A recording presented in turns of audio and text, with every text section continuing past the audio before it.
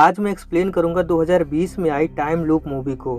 तो movie start होती है और हमें दो लोगों को दिखाया जाता है। ये दोनों बाप बेटे हैं। इनका नाम रिकी और जॉन है। ये दोनों मिलकर एक टाइम ट्रेवल मशीन बनाने की कोशिश कर रहे थे। आज ये इस मशीन को टेस्ट करने वाले थे। कुछ देर बाद ये मशीन को ऑन करते हैं और इसकी टेस्टिंग चालू करते हैं, मगर ये बार बार फेल हो जा रहे थे। जॉन कहता है फिर से ऑन करो, मगर मशीन फिर बंद हो जा रही थी। कई बार ऐसा करने पर भी ये मशीन काम नहीं करती। रिकी कहता है डैड, मैंने पहले ही कहा था ये टाइम ट्रेवल सिर्फ फिल्मों में होता है, असल जिंदगी में ऐसा कुछ नहीं होता। जॉन कहता है नहीं बेटा, मैं एक दिन इसे बनाकर दिखाऊंगा। ये दोनों इस मशीन पर कई सालों से काम कर रहे थे। थक हार कर ये दोनों ड्रिंक करने लगते हैं। तभी यहाँ एक पालतू सुअर आ जाता है। रिकी कहता है ये यहाँ कैसे आया, मैं अभी इसे बाहर छोड़कर आता हूँ। रिकी इस सुअर को लेकर इसके बाड़े में जाने लगता है। तभी इसको लगता है कि कोई इसका पीछा कर रहा है। पीछे देखने पर इसे कोई नहीं दिखता। फिर ये अपने डैड के पास आ जाता है। इसके डैड कहते हैं तुम इस सुअर को फिर से यहाँ क्यों लेकर आए हो। रिकी कहता है शायद ये बीमार है, इसीलिए इसको घर के अंदर ही रहने दीजिए। जॉन कहता है मैं इस मशीन पर फिर से काम करने जा रहा हूँ, तुम जाकर इसके लिए दवा ले आओ। फिर रिकी स्कूटर लेकर यहाँ से चला जाता है। कुछ देर बाद रिकी अपनी गर्लफ्रेंड ओलिविया से मिलता है। ये इससे बातें ही कर रहा होता है। तभी इसके डैड का वीडियो कॉल आता है। इसके डैड इसे कुछ और सामान लाने को कहते हैं। फिर ये अपनी स्कूटर एक पेड़ के नीचे खड़ी करके सामान लेने के लिए चला जाता है। ये दुकान के बाहर की फोटो खींच लेता है। सामने एक लड़की इसे फोटो खींचते हुए देख लेती है। रिकी कहता है सॉरी, मैं सिर्फ दुकान की फोटो ले रहा था। फिर ये अंदर चला जाता है। कुछ देर बाद जब ये बाहर आता है तब ये देखता है कि कोई इसका स्कूटर लेकर भाग रहा है। ये चिल्लाता है मगर वो आदमी नहीं रुकता। तभी सामने से एक लड़की आती है। ये कहती है क्या मैं तुम्हारी कोई मदद कर सकती हूँ। रिकी कहता है क्या तुम रिपोर्टर हो। ये कहती है नहीं, मैं एक डॉक्टर हूँ और मैं तुम्हारे डैड को जानती हूँ, मैं उनके साथ काम कर चुकी हूँ। चलो मैं तुम्हें घर छोड़ देती हूँ। फिर रिकी इसकी गाड़ी में बैठकर अपने घर आ जाता है। जब ये घर के अंदर आता है तब ये देखता है कि इसके डैड उस मशीन के सामने खड़े होकर अपने आप से बातें कर रहे हैं। ये देखकर रिकी सोचता है कि मशीन काम न करने की वजह से इसके डैड पागल हो रहे हैं। ये अपने डैड को शांत करने की कोशिश करता है। तभी अचानक इसके डैड इसको मशीन के अंदर धक्का दे देते हैं। कुछ देर बाद रिकी को होश आता है। ये बाहर की तरफ आता है। बाहर से स्कूटर की आवाज आ रही थी। ऐसा लग रहा था जैसे स्कूटर लेकर कोई जा रहा हो। रिकी बाहर आता है। जॉन इसको देखकर चौंक जाता है। फिर जॉन कहता है बेटा तुम आराम से बैठो, मुझे तुमको कुछ बताना है। रिकी कहता है आपने मुझे कल रात को धक्का क्यों दिया। जॉन कहता है मैंने तुम्हें धक्का दिया। रिकी कहता है हाँ, उसके बाद मैं शायद बेहोश हो गया था। जॉन कहता है बेटा अब जो मैं बात बताने वाला हूँ उसे ध्यान से सुनना। बेटा तुम यहाँ टाइम ट्रेवल करके आए हो। रिकी हंसने लगता है। डैड मेरे साथ मजाक करना बंद करो। जॉन कहता है ये कोई मजाक नहीं है, ये बिल्कुल सच है। तुम एक दिन पीछे आ गए हो बेटा, इसका मतलब हमने मशीन को बना लिया है। रिकी को विश्वास नहीं हो रहा था। ये तुरंत अपने आप को फोन करता है। दूसरी तरफ रिकी फोन उठा लेता है। जॉन तुरंत इसका फोन ले लेता है। ये वही वीडियो कॉल होती है जो एक दिन पहले रिकी के पास आई थी। रिकी ये देखकर चौंक जाता है। इसे यकीन हो जाता है कि ये यहाँ पर टाइम ट्रेवल करके आया है। अब जॉन इसको बहुत आराम से समझाता है कि देखो तुम मेरे लिए फ्यूचर से आए हो, मगर तुम्हारे लिए तुम अपने पास्ट में आए हो। सोचो हम इससे कितना पैसा कमा सकते हैं, क्योंकि आज जो होगा वो तुम पहले से ही जानते हो। रिकी का दिमाग खराब होने लगता है। ये अपने डैड पर बहुत गुस्सा होता है और कहता है डैड ये आपने बहुत गलत किया। अब ये बताओ मैं अपने समय में वापस कैसे जाऊंगा। आपकी इस मशीन से मैं सिर्फ पीछे जा सकता हूँ, आगे नहीं। और मैं यहाँ पर भी नहीं रह सकता क्योंकि यहाँ पर पहले से ही एक रिकी मौजूद है। अब इसके डैड इसको पूरा टाइम लूप के बारे में समझाते हैं और बताते हैं कि देखो कल जो भी हुआ तुम्हारे हिसाब से, अगर आज भी हम बिल्कुल वैसा ही करें तो तुम यहाँ रह सकते हो और यहाँ का रिकी ऑटोमेटिक ही वहाँ चला जाएगा।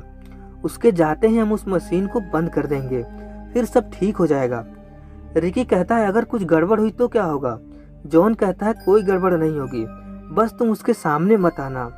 रिकी कहता है ठीक है, मैं जा रहा हूँ आज वाले रिकी के पास। मैं दूर से उसके ऊपर नजर रखूंगा और देखूंगा कि वो कोई गलती न करे और सही सलामत घर आ जाए। फिर रिकी यहाँ भागकर आ जाता है और ये देखना चाहता था कि वो स्कूटर कौन ले जा रहा है, मगर इसे आने में देर हो जाती है। तभी सामने इसे आज का रिकी दिखाई देता है। ये छुप जाता है और अपने डैड को फोन करता है और यहाँ का आंखों देखा हाल बताता है। कुछ देर बाद ये अपने घर पहुँच जाता है। घर के बाहर उसी डॉक्टर की गाड़ी खड़ी थी जिसमें बैठकर आज रिकी घर आया था। ये गाड़ी के अंदर देखने लगता है। इसे लेडी डॉक्टर की डायरी मिलती है जिसमें टाइम ट्रेवल के बारे में जानकारी लिखी हुई थी। रिकी को कुछ समझ नहीं आ रहा था। ये सोचता है कि ये सब बातें इस डॉक्टर को कैसे पता है। घर के अंदर जॉन पागलों की तरह आज वाले रिकी से बात कर रहा था और मौका देखते ही जॉन रिकी को मशीन में धक्का दे देता है। ये डॉक्टर खिड़की से सब देख रही थी। तभी यहाँ रिकी आ जाता है और कहता है अंदर क्या देख रही हो। डॉक्टर कहती है मुझे यकीन नहीं होता, तुम लोगों ने टाइम मशीन बना लिया है। रिकी कहता है आखिर ये सब तुम्हें कैसे पता है। तभी कोई आदमी स्कूटर लेकर यहाँ आता है। जॉन कहता है तुम दोनों अंदर जाओ, मैं इसे देखता हूँ। ये एक हथियार लेकर स्कूटर वाले के पास जाता है। ये दोनों घर के अंदर आ जाते हैं। रिकी इससे पूछता है ये सब तुम्हें कैसे पता है। ये सारी बातें तो मुझे आज ही पता चली हैं। ऐसा लगता है कि ये बातें मैंने ही तुमको बताई हो। आखिर ये कैसे हो सकता है। डॉक्टर कहती है अच्छा तो तुमने मेरी डायरी देख ली है। रिकी कहता है हाँ, मैंने तुम्हारी डायरी देख लिया है। अब बताने का कष्ट करो कि तुम कौन हो। डॉक्टर कहती है मैं यहाँ तुम्हारी मदद के लिए आई हूँ। तुम्ही ने मुझे बुलाया था और वो सब बातें जो डायरी में लिखी हैं वो सब भी तुम्ही ने मुझे बताया है। रिकी कहता है ये नहीं हो सकता। तभी बाहर से इसके डैड की आवाज आती है। रिकी बाहर आता है और ये अपने डैड को ढूंढने लगता है। तभी अचानक पीछे से इसके ऊपर कोई हमला कर देता है और ये यहीं पर गिरकर बेहोश हो जाता है। कुछ देर बाद इसे होश आता है। ये देखता है कि इसके डैड को ये डॉक्टर खाई में गिरा देती है। रिकी को बहुत गुस्सा आता है। ये डॉक्टर से पूछता है तुमने ऐसा क्यों किया। इतना कहकर ये टाइम मशीन की तरफ भागता है। डॉक्टर इसे मशीन इस्तेमाल करने से मना करती है मगर रिकी नहीं मानता और ये मशीन को इस्तेमाल कर लेता है क्योंकि इसके पास कोई और रास्ता नहीं था। अब ये फिर से एक दिन पीछे आ जाता है। यहाँ से शुरू होती है असली कंफ्यूजिंग। तो आज के दिन इस टाइमलाइन में 3 रिकी हो चुके हैं। नंबर 1 स्कूटर से दवा लेने जाएगा और नंबर 2 उसके पीछे जाएगा और ये है नंबर 3। दोनों रिकी के चले जाने के बाद ये अपने डैड के सामने आता है। जॉन कहता है ये क्या बेवकूफ़ी है, तुम यहाँ क्यों आए हो। अब से हम रिकी को नंबर के हिसाब से बुलाएंगे ताकि आपको कोई कंफ्यूजन ना हो।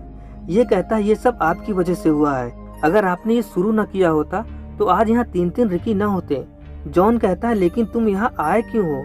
रिकी बताता है कि आपकी जान बचाने आया हूँ। फिर रिकी अपने डैड को आज होने वाली सारी बातें बताता है और अपने कपड़े बदलकर रिकी 1 और 2 के पास जाता है ये देखने के लिए कि वो दोनों कोई गलती न करें। रिकी सबसे पहले उस डॉक्टर से उस जगह पर जाकर मिलता है और इसे अपनी पूरी टाइम मशीन की कहानी इसे बताता है।